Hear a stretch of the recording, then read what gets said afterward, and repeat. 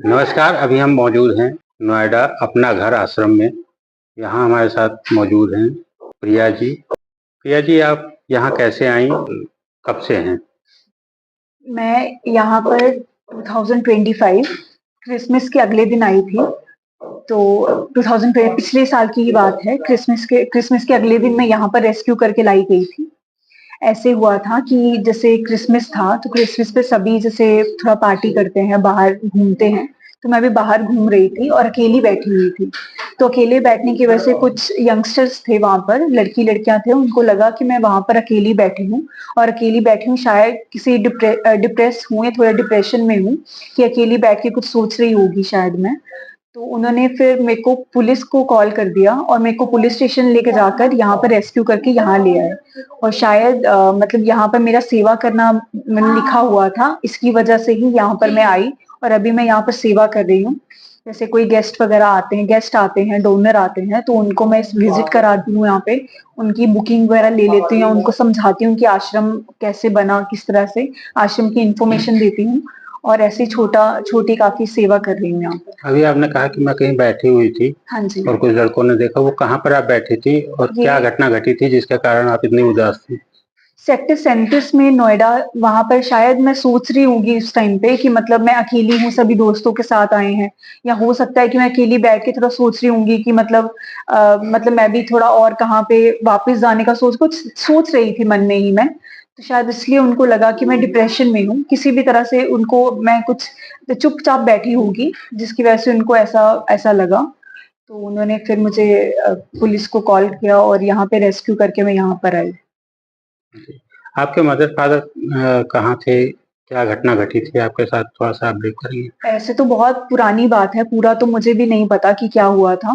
पर जब मैं छोटी थी, उस टाइम पे मैं तो मम्मी-पापा के साथ ही रहती थी, अलग घर में रहती थी, पर उनकी थोड़ी लड़ाई वगैरह होती थी। मेरे सामने बहुत छोटी थी, मैं तो रोती रहती थी। पर जैसे मैं बड़ी हुई तो मुझे याद है कि मैं दादी-दादू के साथ रहती थी और मुझे भी यही पता लगा सबसे जैसे बातचीत करने पे कि थोड़ी उनके बीच में लड़ाई वगैरह जैसे होती तो बनी नहीं उनकी, तो उनकी मम्मी की तो अलग शादी कर दी हो गई थी। मतलब वो चले गए थे मुझे छोड़कर और मेरे पापा जी की भी शादी कर दी गई थी मेरे ग्रैंड पेरेंट्स की तरफ से। तो इस तरह से फिर मैं तो अपने ग्रैंड पेरेंट्स के साथ ही रहती थी। अभी आपके मम्मी-पापा कहाँ हैं? अभी मेरे जो फादर हैं, मुझे जैसे पता चला था कि मेरे जो फादर वो मेरे साथ तो नहीं रहते थे, पर उनकी कोविड से मतलब जो 2019 में जो कोविड आया था, उससे उसमें ही उनकी मतलब वो नहीं रहे थे उसमें और उसके बाद मैं बैंगलोर में काम कर रही थी किसी कॉर्पोरेट सेक्टर में, जैसे मैंने आईटी सेक्टर से हूँ मैं, तो वहाँ पर मैंने घर पे कॉल किया था, तो तब मुझे पता लगा था कि मेरे दादा जिन्होंने मुझे पाला-पोसा था, बड़ा किया, वो भी नहीं रहे। आप जब से यहाँ आई हो, यहाँ का माहौल आपको कैसा लग रहा है? अच्छा है, यहाँ का माहौल बहुत अच्छा है। जैसे मेरा जब पता लगा सबको कि मैं पढ़ी-लिखी हूँ, कंप्यूटर साइंस किया है, तो मुझे सबने बहुत इज़्ज़त दी यहाँ पर और मुझे अच्छा भी लगा। जैसे सभी ने अब जैसे बात करते हैं, जब कोई आता है तो मेरे बारे में बताते भी हैं कि ये प्रभु जी हैं यहाँ पर, जैसे सबको प्रभु जी कहा जाता है, कि ये प्रभु जी ने कंप्यूटर साइंस किया हुआ है और बहुत पढ़ी-लिखी हैं और काम करवाती हैं हमारे साथ, सेवा करती हैं, चैरिटी कर रहे हैं। तो मुझे अच्छा लगता है जब कोई तारीफ़ करता है, वो तो सबको ही अच्छा लगता है जैसे कोई तारीफ़ करे, तो मुझे भी बहुत अच्छा लगता है। कंप्यूटर साइंस आपने कहाँ से किया और कब किया था? 2012 में मेरी शुरू हुई थी और 2016 तक थी। मेहर चंद पॉलिटेक्निकल कॉलेज ऑफ इंजीनियरिंग से मैंने किया है। उस पढ़ाई का लाभ यहाँ क्या मिल पा रहा है ये आश्रम पढ़ाई में? का लाभ सर ऐसे है कि मैंने कंप्यूटर साइंस इंजीनियरिंग किया था, तो कंप्यूटर तो मैं मेरे साथ फ़ैमिलियर हूँ मैं पूरी तरीके से। मतलब मेरे को वेबसाइट वगैरह भी बनाना आता है, जो कि यहाँ पर इस्तेमाल तो नहीं होता, पर छोटा-मोटा काम जो होता है, वो तो आता ही है। तो मैं जैसे काम करती थी कॉर्पोरेट में, तो वहाँ पे मैं जैसे गेस्ट आते थे, वहाँ पे जो क्लाइंट्स होते थे, जैसे बाहर के क्लाइंट्स भी होते थे, इंडियन क्लाइंट्स भी होते थे, उनको जैसे मैं उनका ध्यान रखती थी, उनसे बात करती थी। तो यहाँ पर अभी मैं जब काम करती हूँ, तो यहाँ पर जैसे गेस्ट आते हैं, तो उनसे बातचीत करने में मुझे आसानी लगती है। अभी यहाँ का माहौल आपको कैसा लगता है? जो प्रभु यहाँ जी का के साथ माहौल रहना पड़ता है आपको? हाँ जी, अच्छा लगता है सर यहाँ पर। जैसे मैं रहती हूँ, सुबह जब उठती हूँ थोड़ा रेडी होकर मैं नीचे आ जाती हूँ। नीचे जब आती हूँ तो यहाँ पर जैसे गेस्ट वग़ैरह उनको या कॉल करना होता है, उनकी कॉल आती है, वो मैं देखती हूँ। जैसे कि आप यहाँ पर कोई आते हैं तो उनको भोजन करवाना होता है यहाँ पे प्रभुजनों के लिए, तो वो भी बुकिंग वग़ैरह मैं कर देती हूँ। उसके अलावा जैसे किसी को बताना होता है कि आश्रम में किस तरह की मतलब किस प्रकार का आश्रम है ये, तो ये थोड़ा काफ़ी आश्रम के बारे में भी बता देती हूँ।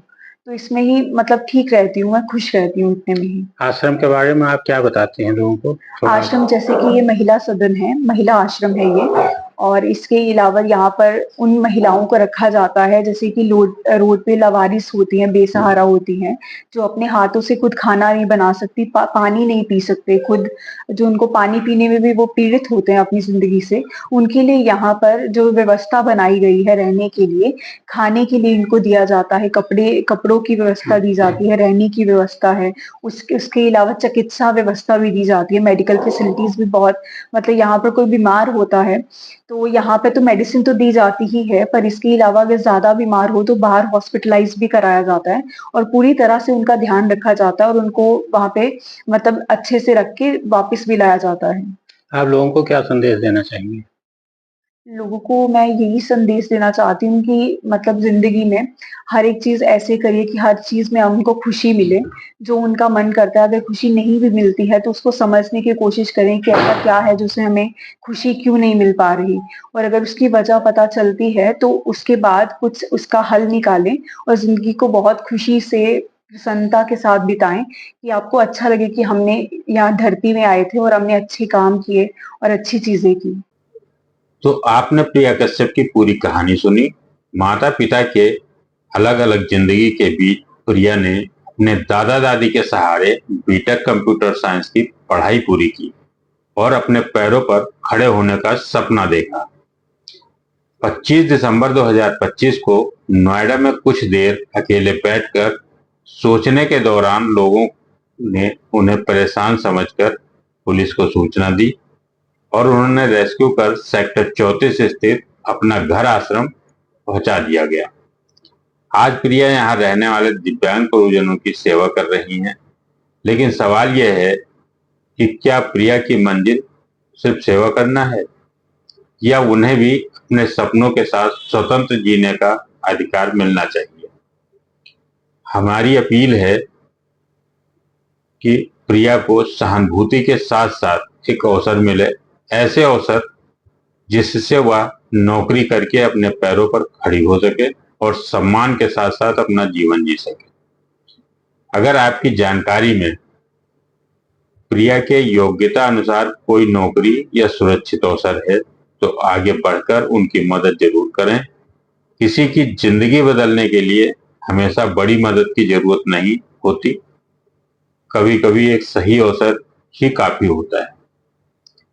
एनपी न्यूज मेट्रो के लिए मैं नीरज पांडे, नोएडा। धन्यवाद।